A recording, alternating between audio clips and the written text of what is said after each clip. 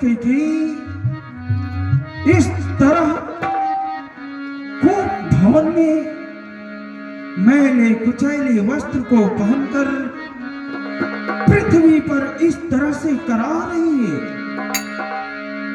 प्राण प्रिय,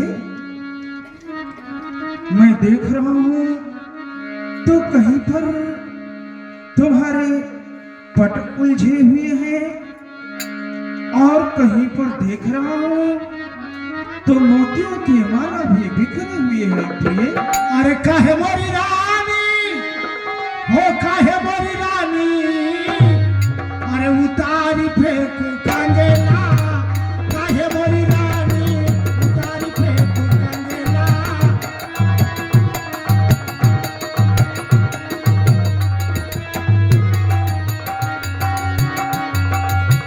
जाई निकटन पे कहब दुबानी, प्राण पिया कही ये तुरसानी।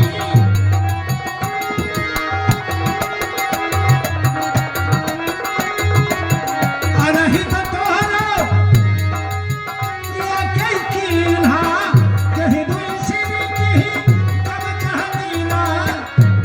पूछेला तोर सजना, काहे मोरी रानी उतारी फेंकू कंगना, काहे मोरी रानी।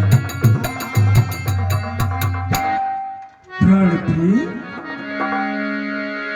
आखिर बात क्या है प्रिय कि तुम आज ये मैले कुचैले वस्त्र को धारण करके और पृथ्वी पर धूल में पड़े हुए करा रही हो प्रिय।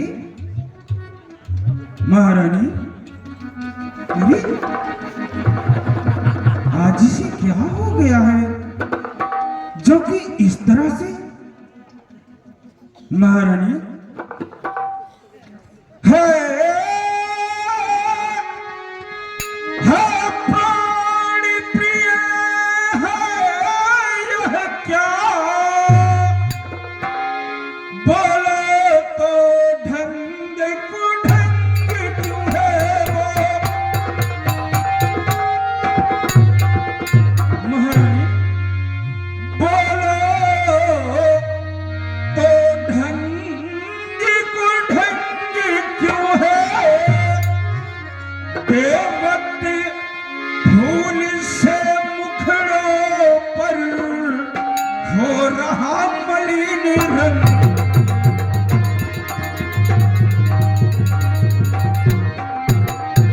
हर लटके मोती बिखरे हैं, क्यों मन मार कर मच रहा है जो? मन मार मार कर मच रहा है। महारानी, उठो। प्राण प्रिय, ये तुम्हारा पति तुम्हें इस अवस्था में नहीं देख। अरे हरि उठो, शान सिंगार करो, क्यों धूल धूसरित हारानी जो? धूल धूसरित हारानी, क्या इच्छा है, क्या पीड़ा है, कुछ तो बोलो।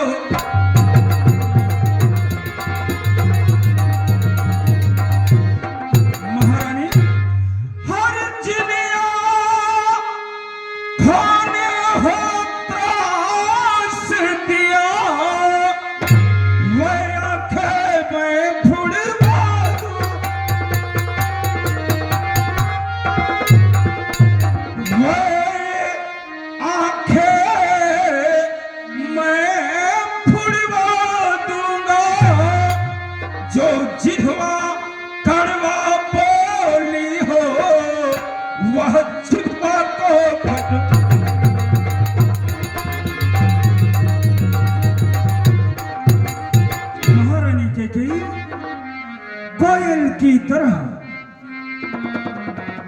मंद मंद बोलने वाली कोकिल बैली, हाथी की तरह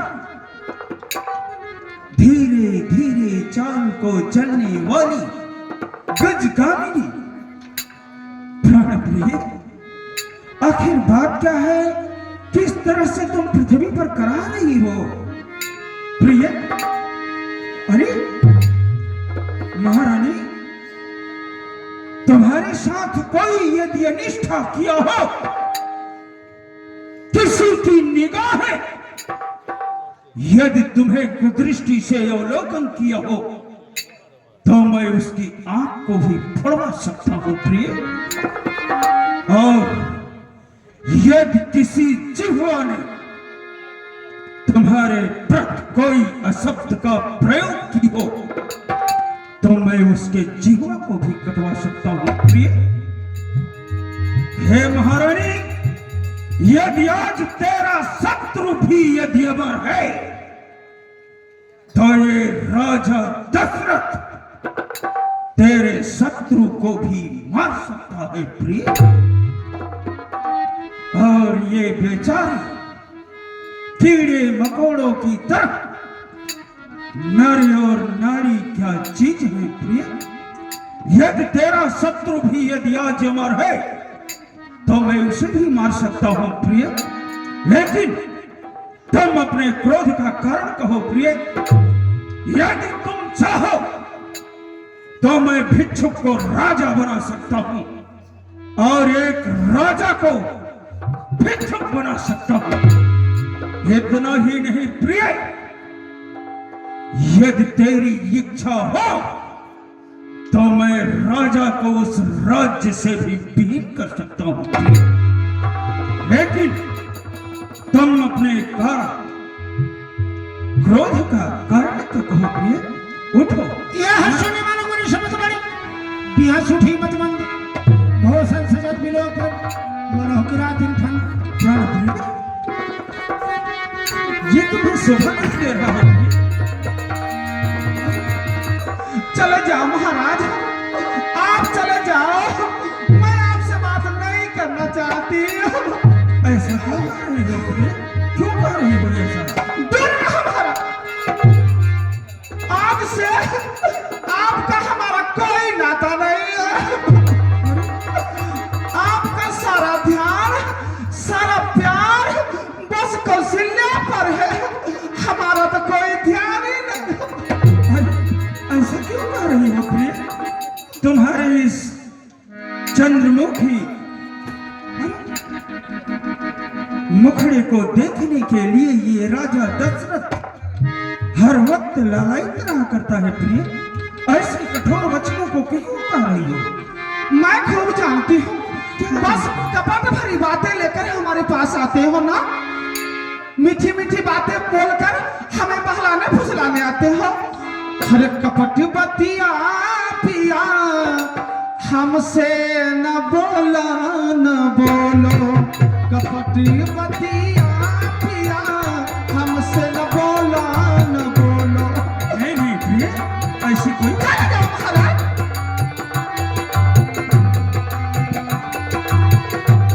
इस तरह से भेद करना अच्छा नहीं है प्रिय।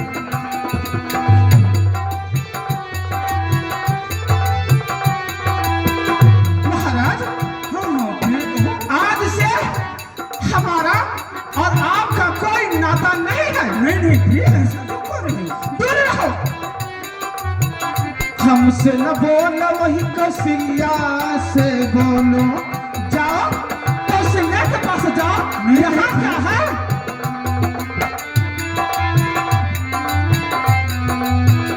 हमसे न बोलो, वही कौशल्या से बोलो।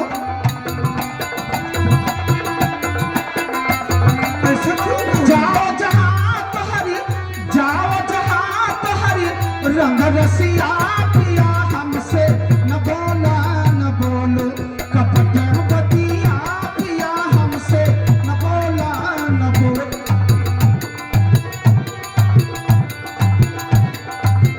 जब हमारी कोई आवश्यकता पड़ती है, कभी भी तरफ से यहाँ से वहां तक ढूंढती रहती हूँ, पर आपको कहीं पाती ही नहीं। ऐसा क्यों कर रही हो? जब देखो तब बस कौशल्या के भवन में। नहीं नहीं प्रिय, मैं हमारी गरज पिया मुख से न बोले, मुझे झूठ दोषी क्यों बना रही हो? कभी नहीं बोलते आप। हमारी गरज पिया मुख से न बोले,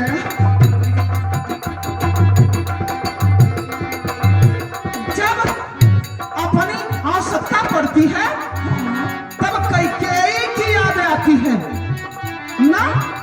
अपनी गरज से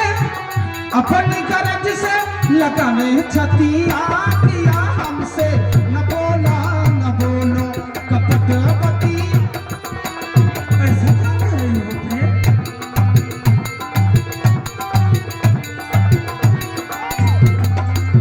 महाराज, हर मैं कौन तुम्हारी होती हूँ, क्यों मुझे सताने आए हो?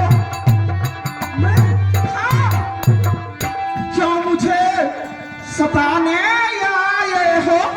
मन में रखते हो स्वार्थ भाव, नहीं, अरे बातों से मनाने आए हो। चले जाओ। मैं खूब जानती हूँ इस जग में कौन किसी का है, सब मोह देखे कि चाहते हैं,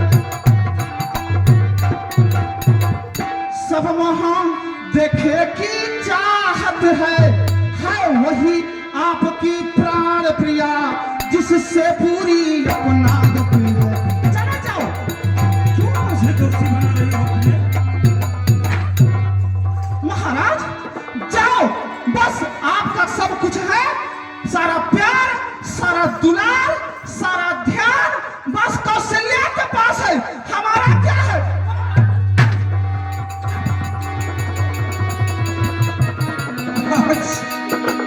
ये तुम्हें क्या हो गया है? हाँ, मैं इतना अवश्य जानता हूँ कि रिसाना और कुहाना तुम्हें बड़ा प्रिय लगता है प्रिय, लेकिन इस तरह से इन मैले कुचैले वस्त्र को पहनकर और आप इस तरह से ऐसे वचन का प्रयोग क्यों कर रही हो प्रिय?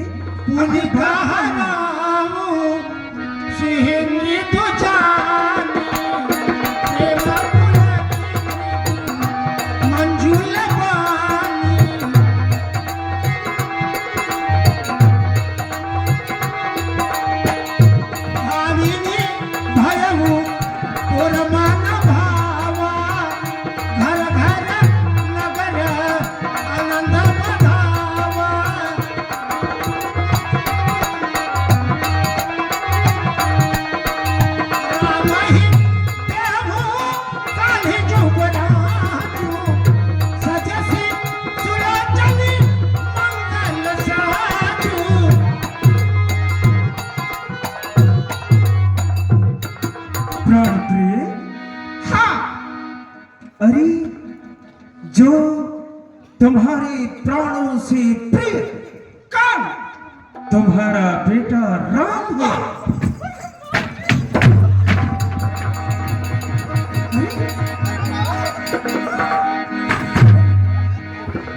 ये तुझे क्या हो गया है? मैं समझ नहीं पा रहा हूं तुम्हारे मर्म को।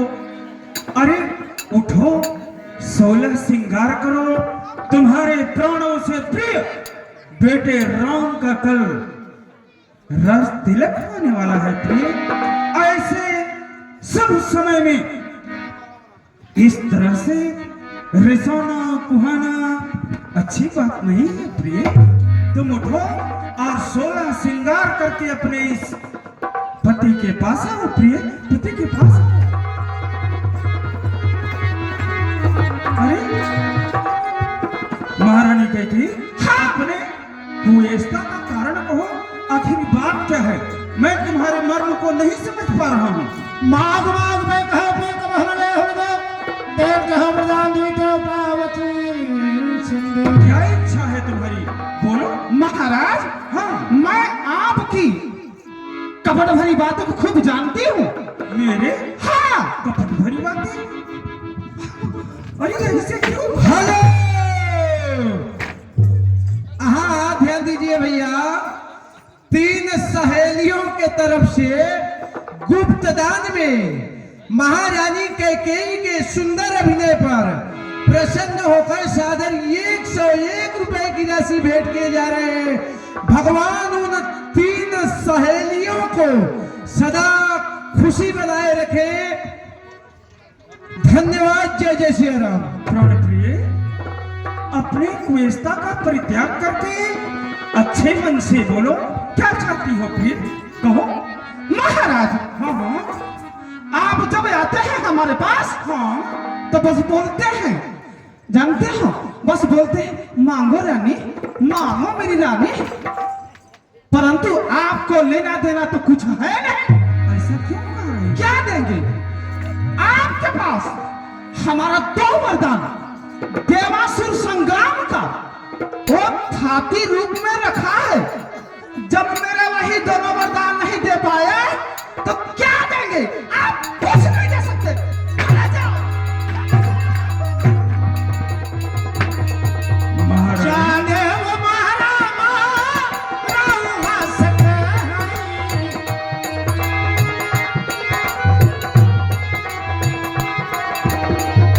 कोहाई कोहाम परम प्रिय है। महारानी कैकेयी, दुई के 4 मांग के ले तुम्हें रिसाना कुहाना परम प्रिय लगता है, लेकिन प्रिय, हाँ, तुम्हारा 2 वरदान हमारे पास थाती स्वरूप में अवश्य है। तुम सत्य कह रही हो प्रिय, लेकिन न तूने आज तक अपने उन दोनों वरदानों को मांगी और मैं प्यारवश उस वरदान के लिए तुमसे कभी कुछ नहीं कहा प्रिय। हाँ, यदि तुम उन दोनों वरदानों को मांगना चाहती हो तो ये तो तुम अपने प्रसन्न मन से भी कह सकती हो, क्योंकि तुम्हारा अधिकार है प्रिय। 2 वर तो कोई चीज नहीं। अच्छा, हाँ प्रिय, 2 वरदानों के बदले तुम 4 वरदान मुझसे शौक से प्राप्त कर सकती हो प्रिय, क्योंकि 2 वर तो कोई चीज नहीं। जी चाहे जितने ले लो, मैंने सीखा है नहीं नहीं, जो भी मन को भाए ले लो। बरसे अति गर्जन बूंद, यह सब धोखा मेघों में है। मैंने जो कहा कहा सो दिया दिया, बस एक बात मर्दों में है महारानी। हाँ हाँ, क्योंकि कहा भी गया है कि रघुकुल रीति सदा चली आई, प्राण जाहि पर वचन न जाई। हमारे रघुवंश की सदैव से यही रीति चली आ रही है कि अपने प्राणों को दे देंगे, लेकिन यदि मैंने कोई वचन कहा तो उसे पूर्ण करूंगा। कभी उस वचन को मिथ्या नहीं होने देते प्रिय। तुम उठो, शौक से श्रृंगार करके अपने प्रसन्न मन से 2 वरदानों के बदले 4 वरदान शौक से प्राप्त करो प्रिय, शौक से प्राप्त करो। क्या चाहती हो? ए हो तेह पर राम शपथ करुआ। क्या मांगना चाहती हो? बोलो। महाराज, मैं खूब जानती हूँ, कुछ क्रोध नहीं, अपमान नहीं करती हूँ मैं, उपहास नहीं। सच तो है मेरे स्वामी जी, मर्दों का है विश्वास नहीं। चिकनी चुपड़ी बातें कहकर, चिकनी चुपड़ी बातें कहकर मुझे अबला को मत बहकाओ। यदि सच्चे हैं मेरे स्वामी जी, तो सौगंध राम की खा जाओ। अगर आप मुझे वरदान देना चाहते हो तो पहले अपने प्रिय पुत्र राम की सौगंध लीजिए, तभी वरदान मांगोगे, अन्यथा नहीं चाहिए। चले जाओ, मुझे नहीं चाहिए। महारानी, मैंने तुमसे पहले ही कहा है कि 2 वरदानों के बदले तुम 4 वरदान मुझसे शौक से प्राप्त कर सकती हो प्रिय। नहीं।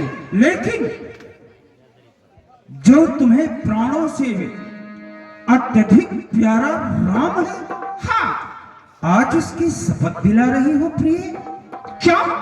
अरे, तुम्हें 2 वरदान की आवश्यकता है, जो मेरे पास है सो तुम शौक से प्राप्त कर सकती हो, लेकिन बेटा राम की सौगंध, वो भी 2 वरदान के लिए। हाँ, यह अच्छा नहीं है प्रिय। नहीं, आप मुझे बस मेरे 2 ही वरदान दे दो, लेकिन जब तक आप राम की सौगंध नहीं लेंगे, यह वरदान नहीं मांग सकती, नहीं मांग सकती, नहीं मांग सकती। बस ठीक है, यह तुम्हारी यही इच्छा है कि ये क्षत्रिय नरेश पुत्र राम की सौगंध करे, तो कोई बात नहीं है प्रिय। सुनो, ये आकाश के तारे चाहे पृथ्वी पर बिखर जाए और चाहे पृथ्वी के जीव आकाश में चढ़ जाए, माणिक समुद्र में हो, पहाड़ों में मगर जाए, यह क्षत्रिय नरेश अपने धर्म से विचलित नहीं होगा। मध्यस्थ मेरी बात का, यह मेरा राजभवन है। पृथ्वी, आकाश और पवन है। महारानी कहती, हाँ हाँ, मैं शपथ करता हूं, उस पाक नाम की खाता हूं आज तेरे सामने सौगंध, बेटा राम की, राम की, राम की। मैं भगवान भोलेनाथ को साक्षी मान करके बेटा राम की शपथ को खा लिया। शौक से बोलो। सुनो प्राण प्रिय भावत जी का, क्या चाहती हो? ये हुए कमर भरत ही का, ए हो तू सर पर माधव कर जोरी, पुर बहुनाथ मनोरथ मोरी। तापस वेश विशेष उदासी 14 वर्ष नाम वनवासी। महारानी, उठो उठो प्रिय, उठो उठो उठो। देखो, यदि तुम प्रसन्न हो गई हो तो सुंदर सी साज सजो, अच्छी सी साड़ी पहनो, मोती के माला और जितने भी आभूषण हैं वह पहनकर सुंदर सा मुखड़ा अपना बनाकर हमारे पास आओ प्रिय, हमारे पास आओ। मैं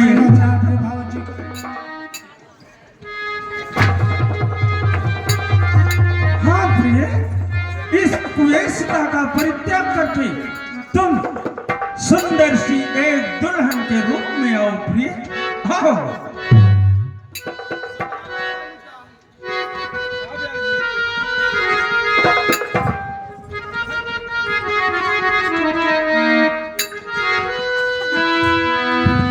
महारानी, तुम्हारे इस चंद्र रूपी मुखड़े को देखने के लिए ये राजा दशरथ एक चकोर पंछी की तरह लालायित हुआ करता है प्रिय। तुम सुंदर सी साज सजकर अपने वरदानों को शौक से प्राप्त करो प्रिय। क्या चाहती हो, बोलो। महाराज, हाँ, हमारे पास 2 वरदान हैं। 2 वरदान तो मैं भी कह रहा हूं कि 2 वरदान हैं। मैं सोच रही हूँ, हाँ, पहले कौन सा मांगू? इसका मतलब हाँ, आप बता दो ना।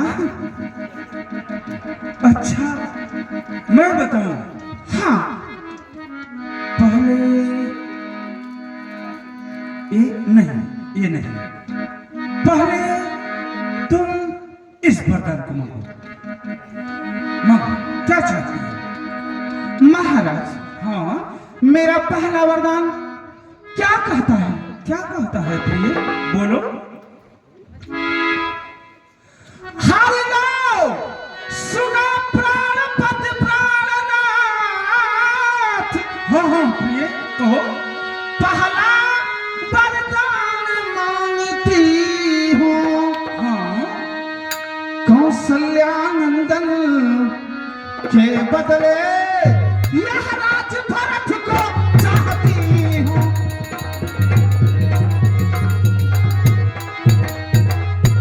प्राण प्रिय कैकेयी, मेरा पहला वरदान यही है, जो आप अयोध्या का राज्य राम को देने जा रहे हो, वो हमारे पुत्र भरतलाल को दिया जाए।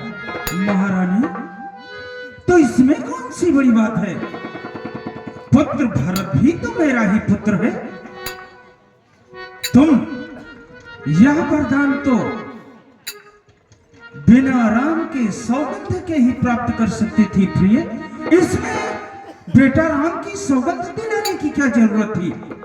ये वरदान तुम शौक से प्राप्त कर सकती हो प्रिय, शौक से प्राप्त कर सकती हो। पहला वरदान जो तुम्हारा है, हाँ, उसको मैं दिया, और अभी अपने प्रसन्न मन से दूसरा वरदान क्या है, जरा सोच समझ करके कहना प्रिय। क्या मांगना चाहती हो? बोल। महाराज, हाँ, मेरा दूसरा वरदान क्या कहता है? क्या कहता है प्रिय? उसे सुनिए। बोलो। हारण जाओ कि दूसरा है मेरा, हाँ हाँ, सो सुन कर कंपित मत होना। क्षत्रिय नरेश कहलाते हो, तो सच से विचलित मत होना।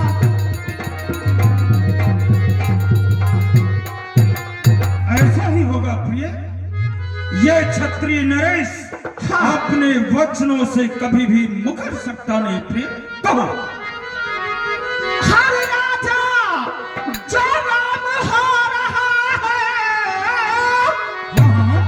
वह राजा नहीं उदासी हो। कल ही से 14 वर्षों तक हर तपस्वी बनकर बनवासी हो।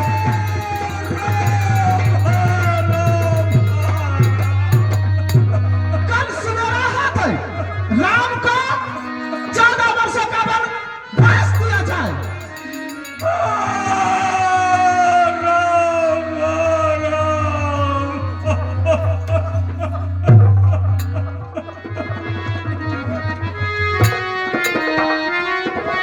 अरे गम का पत्थर क्यों मार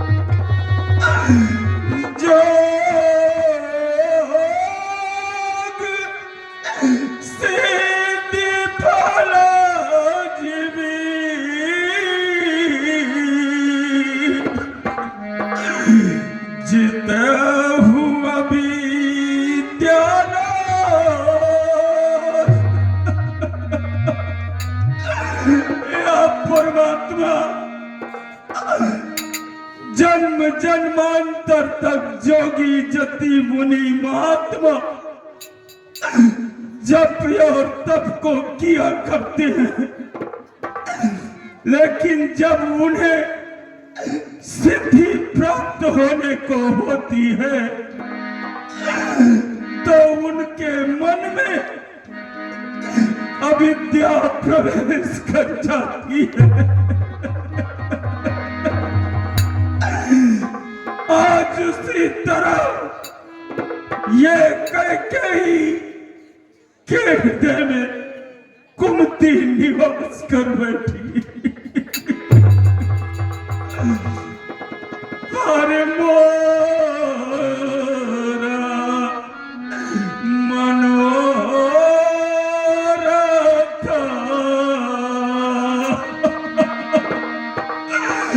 सुर तरु फूला।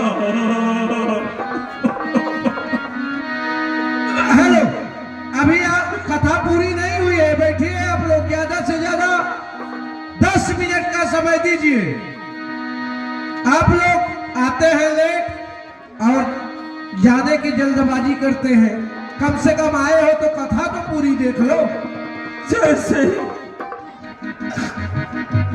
वृक्ष में फल होने को होता है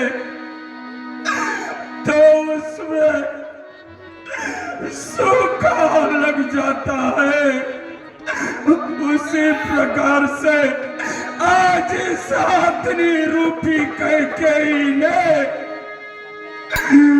जो ही नींव डालने को हुआ उजाड़ दिया। भरत गिराओ रपूत नवा, काल हुआ दशा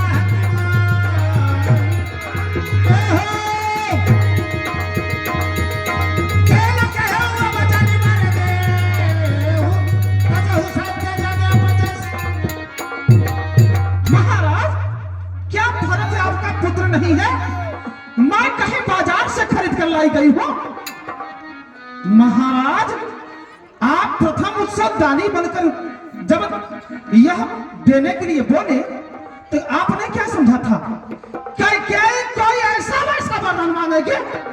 एक राजा की पुत्री हूं, एक राजा की धर्मपत्नी हूं, हमारे लिए राज्य आपको देने में इतनी अड़चन?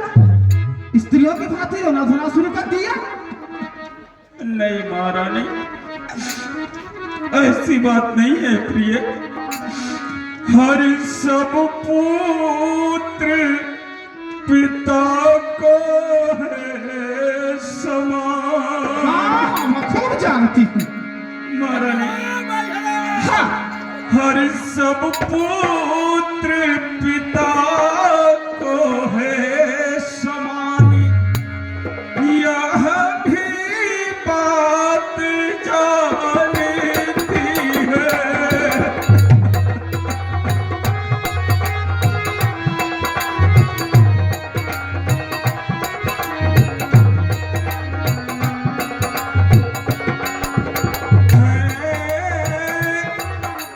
राम भरत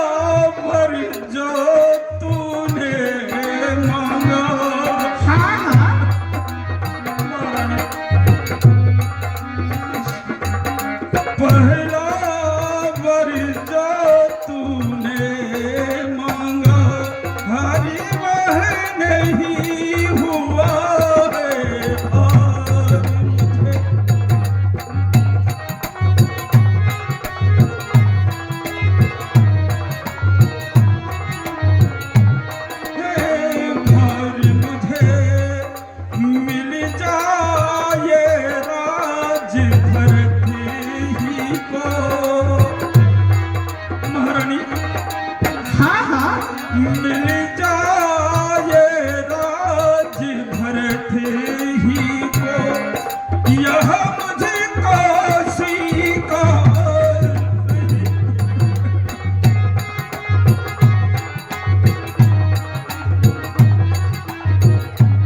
हे महारानी, महाराज, यह पति तेरा पूज्य देवता है अच्छा, और बस पाँव पकड़ तेरा एक भीख मांगता।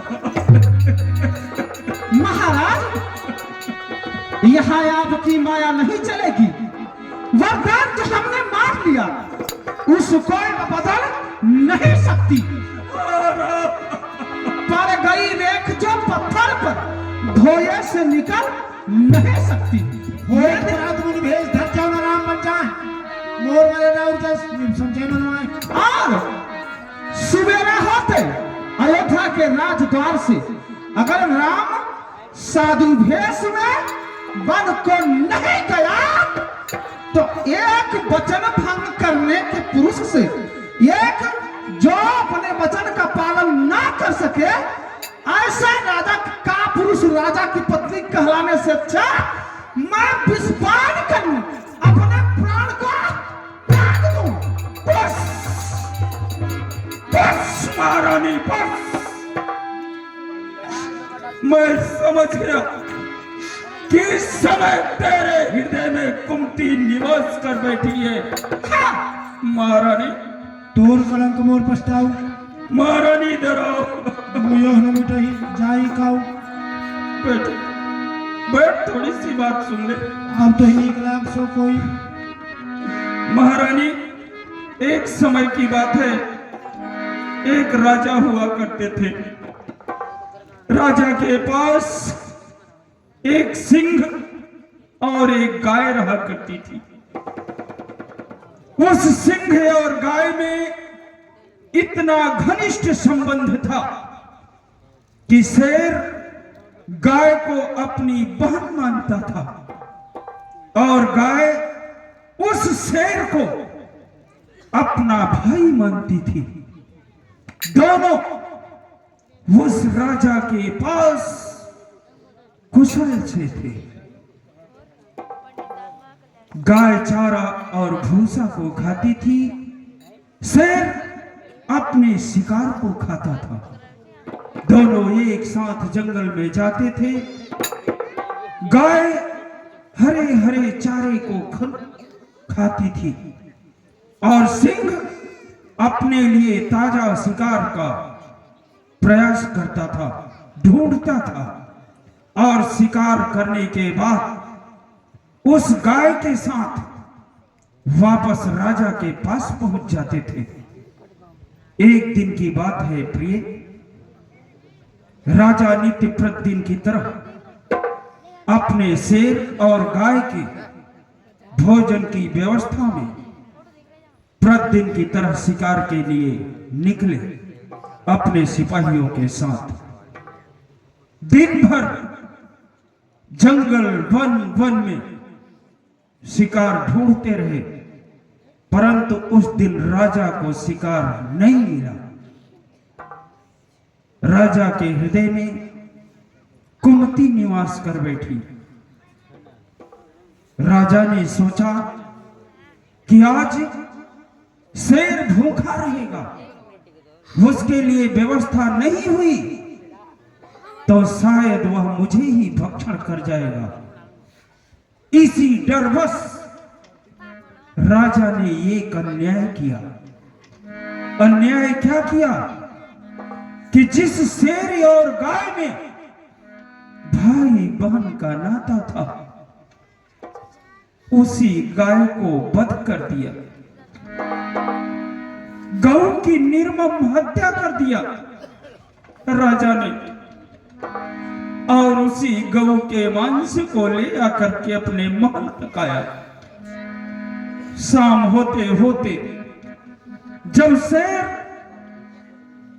राजा के पास पहुंचता है तो राजा ने उसी बहन गैया के मांस को शेर के सामने रख देता है और कहता है कि हे शेर, लो अपना भोजन लो।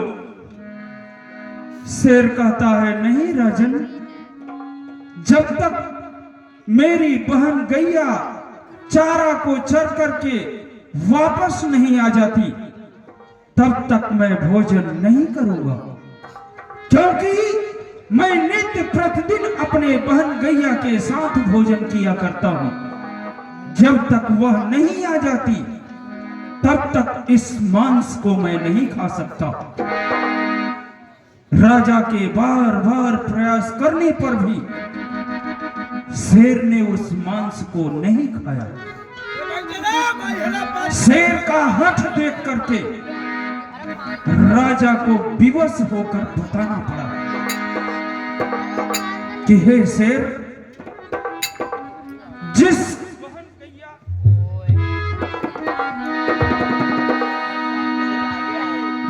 बहन गैया का तुम इंतजार कर रहे हो, ये सामने जो तुम्हारे पड़ा हुआ मांस है वह तुम्हारे बहन गैया का ही है। शेर ने राजा की बात को सुन करके और अपने सर को इस पृथ्वी पर पटक पटक करके समाप्त हो गया। रानी राजा के पास से शेर और गाय दोनों निकल गए। तो जब किसी भी प्राणी के शरीर में कुमति निवास कर बैठती है तो उसकी भी मति वैसी होती है रानी। इसलिए मैं कह रहा हूं कि तू राम के साथ इतना बड़ा अन्याय ना कर रानी, ना कर। राम राम रट विकल भुवन। हाँ महाराज, मैं यही तुझसे कहूंगा हाँ, कि अपने दूसरे वचनों का परित्याग करके कोई दूसरा वरदान मुझसे प्राप्त कर ले। कल प्रातः काल होते ही मैं बेटा भरत और शत्रुघ्न को बुलवाकर शुभ मुहूर्त देख करके तेरी आंखों के सामने बेटा भरतलाल को अपना राज और ताज सौंप दूंगा प्रिय।